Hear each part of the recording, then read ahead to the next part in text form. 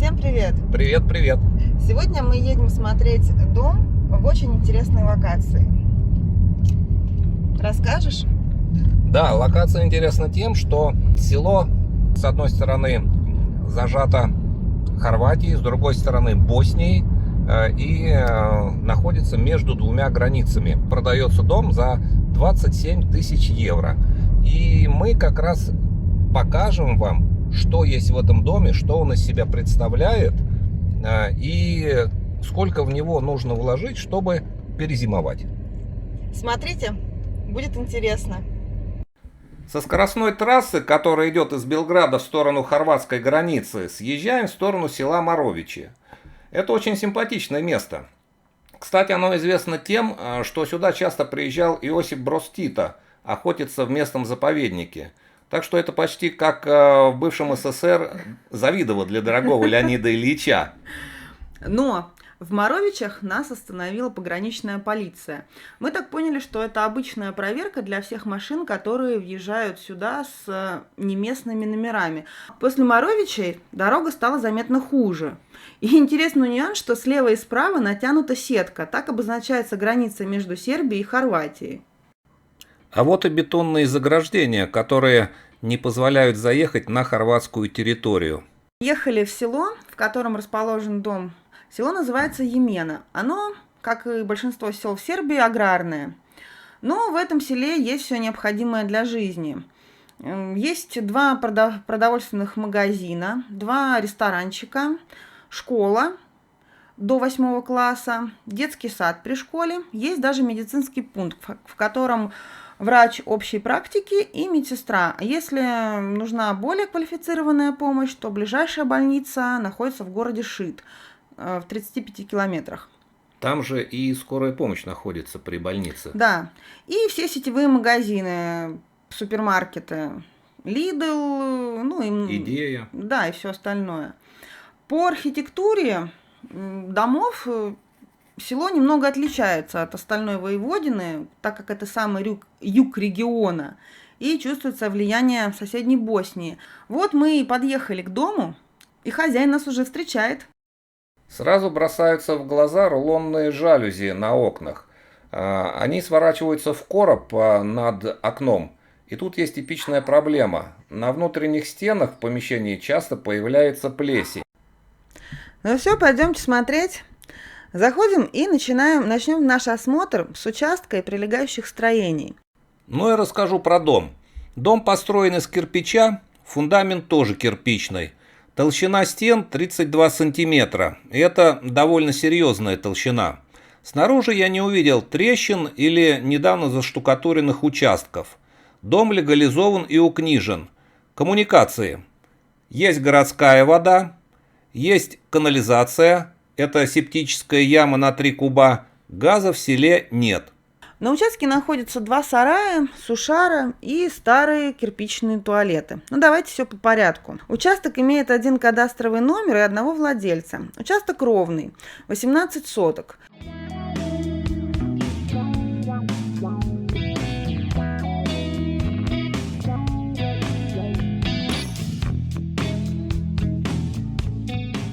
Самое большое дерево, которое растет на участке, это грецкий орех. И это сразу два больших плюса. Первый, это можно сделать примерно 100 литров ореховачки. А еще есть третий плюс. Если вы решите его спилить, у вас будет очень много дров, примерно на 3 зимы. А ореховачка – это замечательный сербский ликер, а как его изготовить, смотрите на нашем канале. Как говорят сербы, он помогает от всех болезней. А второй плюс, летом, когда температура в Сербии поднимается, и это бывает часто, до 35-40 градусов, крона дерева дает отличную тень.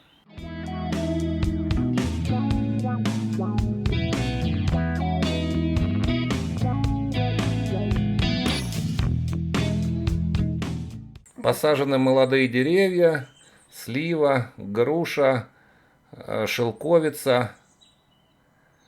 А вот за забором проходит отводной канал для воды. Скорее всего, здесь близко грунтовые воды, так как в 1,5 километрах речка Сава протекает.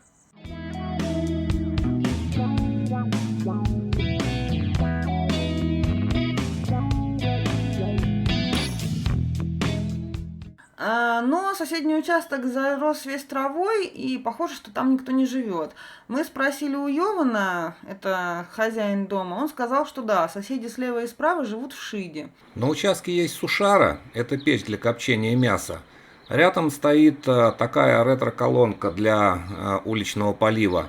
И два старых уличных туалета, очень напоминают погреб. Но нет, это кирпичные, и сербы строят туалеты из кирпича. Давайте снаружи посмотрим на черепицу дома и подсобных помещений. И перейдем к осмотру перекрытий. Форма черепицы на доме более современная, а на сараях старая-престарая, думаю, ей не менее 30 лет. Давайте начнем осмотр крыши сарая, который находится ближе к дому. За левой дверью внизу находится птичник, а за правой, помещение неопределенного назначения. Можно мастерскую сделать, можно просто кладовую. Электричество из дома заведено внутрь сарая через распаечную коробку. То есть внутри есть и свет, и розетки для подключения инструментов. Смотрите, эта сторона крыши обращена к соседу. Как я уже говорил, визуально снаружи со стороны соседа тяжело увидеть недочеты по черепице. А что мы видим изнутри? Мы видим здесь замокшую обрешетку, но ее можно спасти. Плесень и трухи нету. Нужно будет переложить черепицу с этой стороны крыши, чтобы убрать щели. Ну и по возможности чем-то обработать древесину. Вообще это проблема очень старой черепицы. Со временем она коробится и перестает плотно прилегать друг к другу. А здесь, как я уже говорил, черепице не меньше 30 лет. В дальнем конце крыши была заменена обрешетка и слева, и справа. Она имеет более светлый цвет. Спускаемся и смотрим, что у нас внизу. Слева у нас птичник. Здесь все готово для разведения птицы. Когда-то она здесь жила. Остался такой слегка уловимый запах куриного помета. Может, гусиного или утиного. Честно говоря, в птичьем помете я плохо разбираюсь. Зато внутри есть розетка. Скорее всего, нужна была для обогрева цыплят. И перекрытие сделано из хороших досок.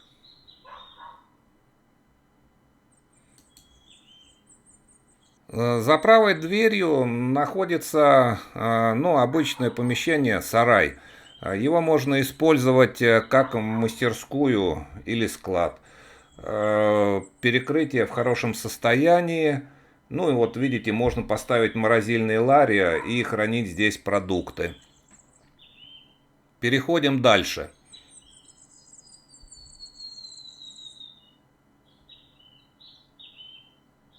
Второй сарай, он находится дальше от дома. Здесь находится с левой стороны помещение для хранения дров. Ничего себе, какая бочка. Запаса дров, которые мы видим, хватит на ползимы. Бочка просто шикарная. Ее можно поставить на участке. Справа гараж. Его хватит только на то, чтобы укрыть машину от града, который в Сербии бывает. Ямы нет, высота потолка 2,20. На балках это не плесень, а какая-то краска или кора. А теперь переходим к осмотру чердака дома. Обратите внимание, крыша не подшита. Здесь вылет небольшой, и стена отштукатурена прям под крышу. Думаю, проблем не будет. Где-то пропускает один из дымоходов. Черепица и обрешетка закопченные, черного цвета.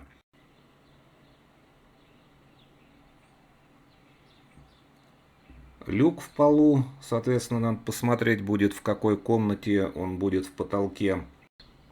Перекрытия в доме деревянные. Вот дверь для очистки дымохода. Видите, здесь плоский пол. Снизу к балкам прибиты доски, играющие роль потолка. А потом идет засыпка, не знаю чем, или саманом, или просто землей. А сверху опять положены доски, чтобы можно было ходить по чердаку. Но раньше не было ни минвата, ни других утеплителей. Потолки утепляли вот так. Кстати, не во многих домах, имеющих деревянное перекрытие, встретишь подобное утепление потолка. Надо ходить аккуратно по балкам, чтобы не обрушился потолок. Нужно будет обратить внимание на сторону крыши, которая обращена к соседу снаружи. Как правило, там не видно, треснула черепица или соскочила со своего места. Ну и нужно будет почистить дымоходы. Их, кстати, 3 здесь. Вряд ли кто-то за последние лет 5 прикасался к ним. И обязательно найти, откуда идет вот эта гарь. Это 100% из какого-то дымохода. Переходим к осмотру дома внутри. Поднимаемся на крытую террасу, ее размер 4,5 на 6 метров. Справа находится изолированная комната. Из отопления предусмотрен выход трубы в дымоход. Полы деревянные, 2 окна. Не стеклопакета, а состоят из 2 одинарных рам. Комната давно не использовалась и не отапливалась. Такое ощущение, что она сохранилась в первозданном виде. Размер 4 на 4,5 метра. Высота потолков 2,45. Опять же с террасы попадаем на кухню. И уже из кухни есть двери во все остальные помещения. Размер 3,25 на 4,8 метра. Высота потолков 2,35. На кухне стоит относительно современное окно. На первое время можно просто заменить разбитое стекло и дополнительно утеплить рамы. Теперь посмотрим ванную и туалет. Стандартный обогреватель, который много электричества потребляет. Размер комнаты 3,65 на 2,10. Высота потолков такая же, как на кухне. Как всегда, над ванной бойлер установлен еще югославских времен. Однозначно менять небезопасен для здоровья. Над дверью штукатурка осыпалась, но это не критично. Просто когда-то нанесли слишком толстый слой. Идем дальше. Калева печь, которую можно топить раз в сутки. Из кухни мы попадаем в первую спальню. Назовем ее правой комнатой. Размер 4,7 на 4,8 метра. Высота потолков 2,40. На полу лежит ламинат. Видим 2 окна с ролетами, которые сворачиваются в короб внутри стены. Вот здесь находится ревизия дымохода печи, то есть можно чистить дымоход. А вот в углу я вижу трещину, но она старая и с большой вероятностью это просто треснула штукатурка, а не сама стена. Видим, что ее закрашивали и новых трещин нету. Давайте посмотрим противоположный угол. Ну, вроде тоже все в порядке. Сейчас резкость наведу. Да. Вот окно. Состоит из 2 рам, наружной и внутренней. Если их утеплить, то на первое время этого будет вполне достаточно. А вот смотрите и короб для ролет над окном. И здесь мы видим проблему, о которой я говорил раньше. Черные следы плесени. Это, к сожалению, типичная история для окон с полостью под ролеты. В стене также есть углубление под радиаторы. Похоже, при строительстве дома планировали сделать систему отопления, но по каким-то причинам до этого не дошло. Старая штукатурка местами отходит от стены. Если по ней постучать, звук получается звонкий. Такие места лучше сбивать и штукатурить заново. Переходим в другую комнату. Назовем ее левой, если смотреть с порога. На полу лежит ламинат. Дверь, кстати, будет установлена, входная. Размер комнаты 3,30 на 3,65. Высота потолков 2,45. Да и вообще эта комната выглядит немного свежее, чем предыдущая. Окна также двухрамные. Их можно на первое время просто утеплить. Отсюда есть выход в летнюю кухню. Но здесь есть проблема. Нет двери между этой комнатой и летней кухней. Зимой здесь будет точно так же, как на улице. Пол здесь находится немного ниже, чем в соседней комнате. Здесь же вход в кладовку. Размер кладовки 2,5 на 2,1 метр. а размер кухни 3,35 на 2,50 и высота потолков 2,55. Вполне функциональная кладовка для консервации.